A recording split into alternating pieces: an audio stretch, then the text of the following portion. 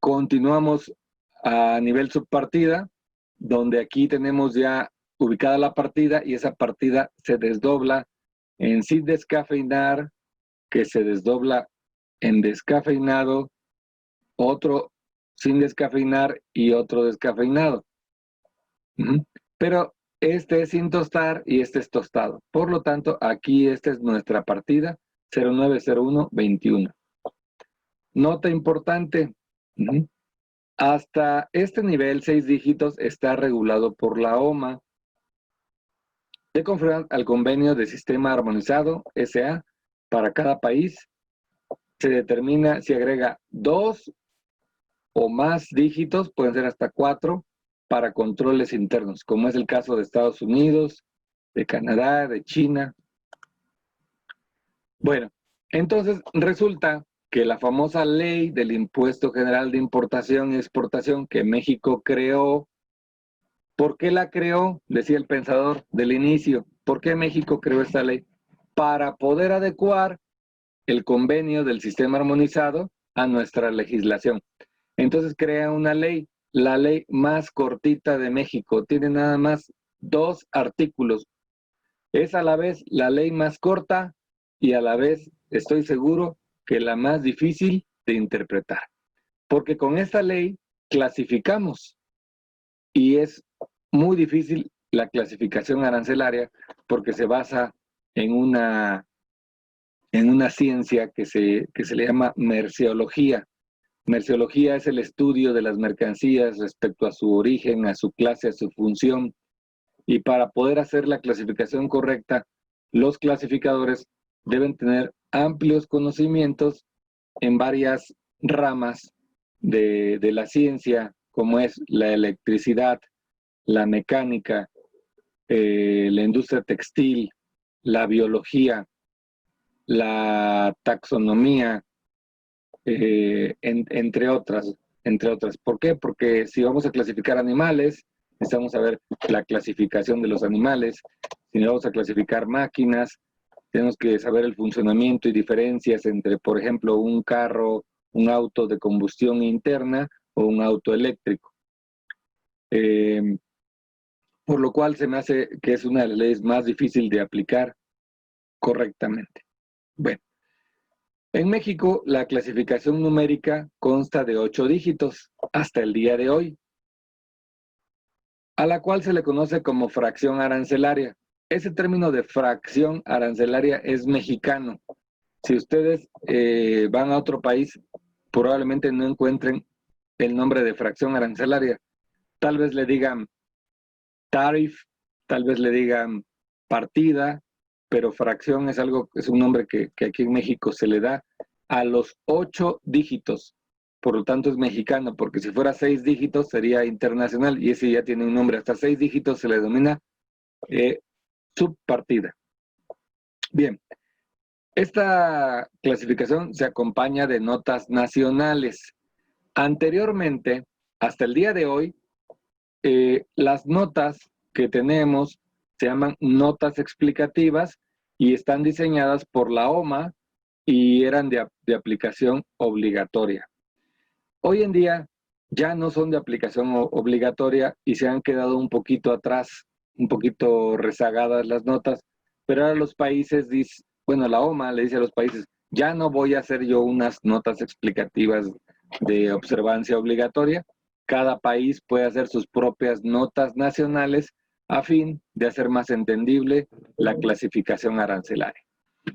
Hoy en día hay un poquito de notas nacionales salpicadas por ahí en algunos capítulos, pero con la eliminación de las notas explicativas para sus efectos legales, se ve obligado en México a crear unas notas nacionales mucho más extensas que sustituyan a las notas explicativas, ¿no? Que dicho de broma, en México los clasificadores a veces le dicen las notas inexplicables porque son tan complejas y tan rebuscadas que a veces te dejan un poquito más perdido de lo que estabas antes de leerlas, ¿no? Eso es dicho de broma porque la verdad es que sí encontramos muchos criterios ahí en donde nos van diciendo cómo debe de clasificarse por qué sí puede quedarse en una partida, por qué no puede quedarse en una partida específica. Bien, entonces en México le llamamos Ley de los Impuestos Generales de Importación y Exportación, la cual cuenta con 2 artículos, como le mencionaba. En su artículo primero se define la tarifa o el impuesto de dicha ley, mejor conocido como TIGIE. Aquí es donde se responde la pregunta. ¿Es lo mismo la LIGIE que la TIGIE? No. La LIGIE es la ley en conjunto que ampara 2 artículos. El primero, en donde viene la propia tarifa, y el segundo, en donde se establecen las reglas generales y las reglas complementarias para interpretarlas. Estas reglas complementarias son puestas y hechas en México. Las reglas generales están copiadas de la OMA de acuerdo a la sexta enmienda. Entonces, aquí ya se explicó lo que es la famosa TIGIE. Y ahorita vamos a ver un ejemplo gráfico de la TIGIE, por si no la han visto en algún momento. Bien, la TIGIE es un instrumento jurídico mediante el cual se define la política comercial de un país. Claro, al poner impuestos altos o grabarlo tasa cero, vas definiendo la política, cómo quieres que sea tu política comercial. Si quieres facilidad aduanera e intercambio comercial, pones tus aranceles bajos. Si quieres ser proteccionista, subes tus aranceles hasta donde la propia Organización Mundial de Comercio te permite. Bueno, no solo permite indicar los impuestos de exportación e importación de los diferentes productos que se comercializan, sino que también brinda estadísticas de comercio con el objeto de establecer, evaluar distintas políticas públicas, así como de realizar análisis económicos más específicos. El 1 de julio de 2020 se publicó en el Diario Oficial la nueva Ley del Impuesto General de Importación y Exportación. Y se está aplicando ahí la famosa sexta enmienda, que ahora nos queda clarísimo a qué se refiere. Que actualiza y moderniza uno de los instrumentos más importantes para el comercio exterior mexicano y entra en vigor el 28 de diciembre de 2020. Bueno, para los que no han tenido oportunidad de ver la tarifa, ¿y por qué no la han tenido la oportunidad de ver la tarifa? Porque estamos tan acostumbrados a utilizar los sistemas de cómputo que muchas veces ya no vemos el diario oficial y probablemente hay alguien que nunca haya visto la tarifa en vivo. Si le pregunto a una persona, oye, ¿cómo puedes saber si tu fracción arancelaria está sujeta a un permiso previo de la Secretaría de Economía? Me va a contestar inmediatamente, pues lo reviso en la tarifa. ¿Pero qué creen? Aquí está la tarifa y aquí no dice nada. Aquí no dice nada de permisos de salud, ni de Semarnat, ni de Zagarpa, ni de normas oficiales mexicanas, ni de cuotas compensatorias. Entonces, ahí es una creencia un poco equivocada, no del todo, porque sí tienen relación, pero las regulaciones no están en la tarifa. Ahorita vamos a explicar dónde está. Bien, vamos a terminar ya el ejemplo del café. Aquí vemos la tarifa en la partida 0901, donde encontramos el café, incluso tostado, dice incluso, por lo tanto puede estar sin tostar, o descafeinado, por lo tanto puede estar descafeinado o no. Punto y coma, cambio de idea. Cáscara, cascarilla de café. Punto y coma, cambio de idea. Sucedáneos del café que contengan café en cualquier proporción. Y aquí pueden decir, bueno, ¿qué es un sucedáneo del café? Pues resulta que cuando hay cafés muy baratos, ¿qué es lo que hacen? Pues que tuestan alguna otra semilla más barata, entre ellos el garbanzo es uno de los más usados. Por eso, tal vez ustedes llegaron a escuchar alguna vez alguna expresión de café de garbanzo. ¿Por qué? Porque tuestan garbanzo y tuestan café, luego los mezclan y entonces abaratan el café y pueden sacar un café mucho más barato que le da un sabor bastante parecido por el sabor del café, pero a un costo mucho más bajo. Ese es un sucedáneo del café. Bien, entonces, aquí viene una pregunta. ¿Por qué aquí tengo un café sin descafeinar y aquí también tengo un café sin descafeinar? ¿Cuál es entonces mi fracción correcta? Bueno, para eso tenemos que entender la estructura de las partidas, de las subpartidas, la cual se lee de la siguiente manera. Aquí ven un guión, lo cual quiere decir que este es una subpartida. Le llamamos subpartida virtual porque no tiene ningún número aquí. Aquí tenemos otra subpartida. Por lo tanto, estos dos círculos son del mismo nivel. Y por último, tenemos esta otra que también es una subpartida. ¿Ok? Entonces, ese sería el primer nivel de subdivisión. ¿Qué diferencia hay entre estas dos primeras y esta última de acá? La diferencia es que estas le llamamos virtuales porque no tienen un número y estas sí tienen un número. Muchas veces coloquialmente decimos subpartida virtual y le ponemos un numerito. 09, 01, 10. Pero estrictamente no lleva número porque si aquí dijera 10, este 11 no es igual al 10, por lo tanto no podría ser hijo de este, sino sería diferente. Esta subpartida virtual ampara todo esto y esta otra subpartida virtual ampara todo esto. Esta que no es virtual, que sí tiene un número que es 90, si se dan cuenta aquí lo que sigue no es 91, sino es 90. Por lo tanto queda claro que este depende de este. Por eso es impropio el ponerle un número aquí. Yo se los pongo nada más como un ejemplo y hay mucha gente que lo acostumbra a decir verbalmente para ubicarse en la subpartida. Al ponerle 10, lo que ellos quieren decir es todo lo que empiece con 1, como el 11, como el 12. Aquí todo lo que empiece con 2, como el 21, como el 22. Bien, entonces si aquí tenemos un primer nivel, luego tenemos los dos guiones que nos indican un segundo nivel. De manera que estos dos cuadritos representan dos mercancías que dependen ambas de esta subpartida. En la primera tenemos sin descafeinar y en la otra tenemos descafeinado. Aquí con este cuadrito, con este triangulito, estoy poniendo el sin descafeinar que depende de este que es sin descafeinar y este descafeinado que depende de este descafeinado. Lo mismo pasa aquí. La primera subdivisión, este círculo se divide en dos, que son sin descafeinar y descafeinado, y otra vez sin descafeinar y descafeinado. Y este último, pues es los demás y solamente tiene una fracción. De esta manera, puedo saber cuál es de estos dos el que yo voy a tomar.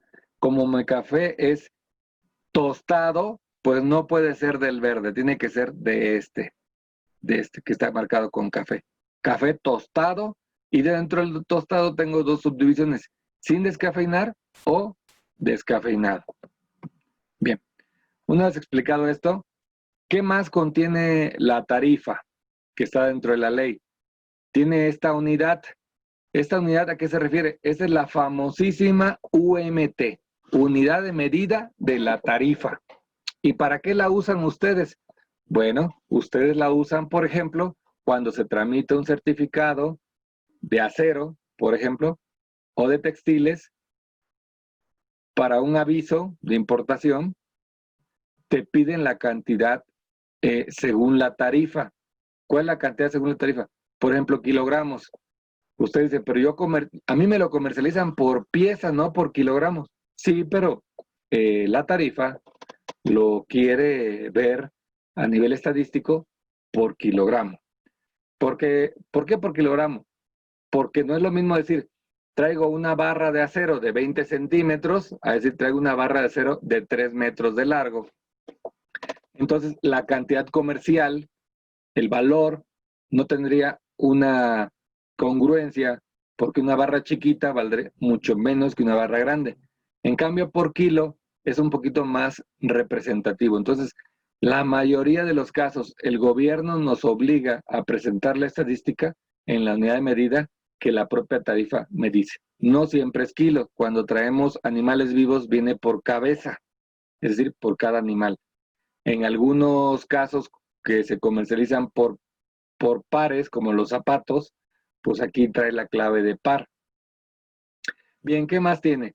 Tiene el impuesto de importación, mejor conocido como IGI, Impuesto General de Importación, antiguamente llamado ad valorem, impropiamente. Impropiamente porque ad valorem es un nombre general para todos los tipos de impuestos. Es un tipo de impuesto que tiene relación con el valor.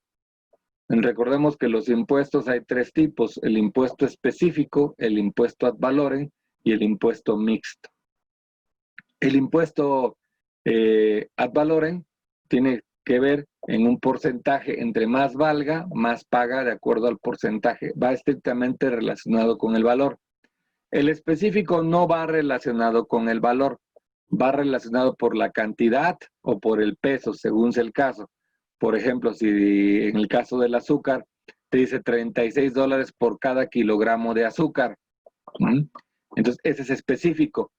Pero los productos de azúcar, precisamente aquí en México, les imponen un ad valorem mixto, pero un impuesto general de importación mixto, que quiere decir, tomas el específico más el ad valorem y entonces lo sumas y se vuelve uno mixto. ¿Okay? Eso no es un brevario cultural. Todavía hay mucha gente que le sigue diciendo ad valorem al impuesto general de importación, pero su nombre correcto ya es impuesto general de importación. Y por último, tenemos el impuesto general de importación o IGE, que seguramente no lo han oído porque todos están en ceros. Pero aquí está preparado para que si en algún momento es necesario ponerle una tasa al impuesto general de exportación, pues aquí se lo ponemos. Y es todo lo que contiene. No hay ningún acuerdo, ninguna regulación, ni nada. Les decía que pocos de ustedes han visto la tarifa de importación, como la que vimos ahorita. ¿Por qué? Porque ustedes están acostumbrados a ver sistemas y la gente normalmente les da un pantallazo de esto, o ustedes lo buscan en bases de datos como CISEX, DIA, CAREM, etcétera. RECO también.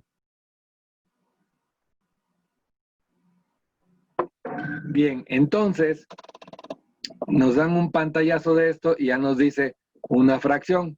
Por ejemplo, esta 8509-4001, licuadoras, trituradoras o mezcladoras de alimento. ¿Qué nos dice este sistema? Esta no es una tarifa, es un sistema.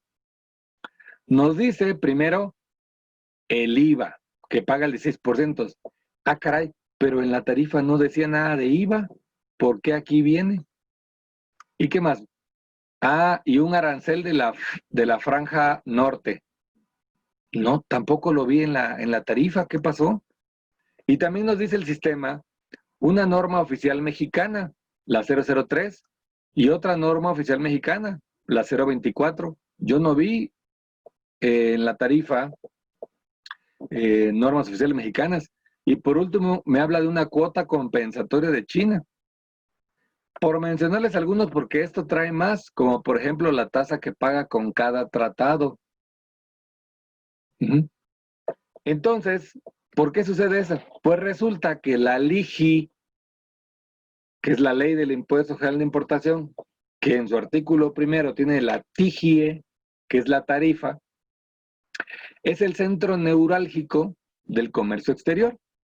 Y de ahí están ligados, no van adentro, están ligados, están interrelacionados con la fracción arancelaria, los decretos de aranceles cupo, los decretos PROSEC, los decretos de preferencias de la frontera, los decretos y las tasas de los TLCs, que en México tenemos 12 tratados de libre comercio. todos están relacionados. Vimos hace poco el Telecán. Bueno, pues para poder firmar el Telecán tenemos que identificarlo a nivel fracción y poner una nueva tasa diferente a la tasa general. También habla de las notas explicativas, que ya les dije que van a quedar sin efecto, y aproximadamente 13 acuerdos de regulaciones y restricciones no arancelarias.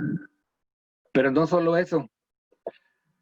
Bueno, el artículo 20 de la Ley de Comercio Exterior dice, en todos los casos, las mercancías sujetas a restricciones o regulaciones no arancelarias se identifican en términos de su fracción arancelaria y nomenclatura que corresponda conforme a la tarifa respectiva.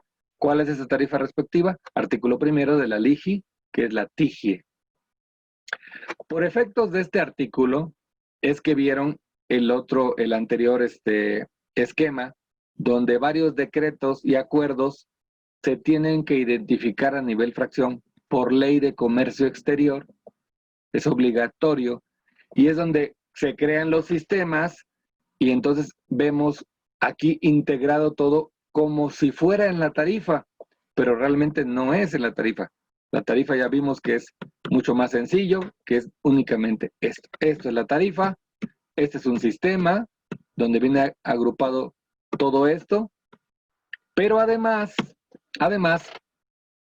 hay otros acuerdos y anexos que no son regulaciones y restricciones no arancelarias y que también están identificados a nivel fracción. Ah, caray, ¿como cuál, por ejemplo? Como los padrones específicos. El padrón específico no es estrictamente una regulación y restricción no arancelaria, aunque pareciera, no es una restricción. Es un padrón nada más, cumples con los requisitos, te inscribes y puedes importar. No es un permiso, por ejemplo. Tenemos también el anexo 8. ¿Qué habla el anexo 8? Habla de las mercancías que no se requiere de inscripción al padrón de importadores general, no el específico, general. Los precios estimados, donde la Secretaría de Hacienda determina que hay ciertas mercancías que tienen que tener un precio mínimo para ellos, el correcto, y te mencionan por diario oficial y a nivel fracción los precios estimados. Al decir a nivel fracción, automáticamente va ligado a la LIGI. Anexo A, de operaciones vulnerables, la famosa ley de operaciones, ley para la prevención de operaciones con recursos de procedencia ilícita. Para poder aplicar a nivel nacional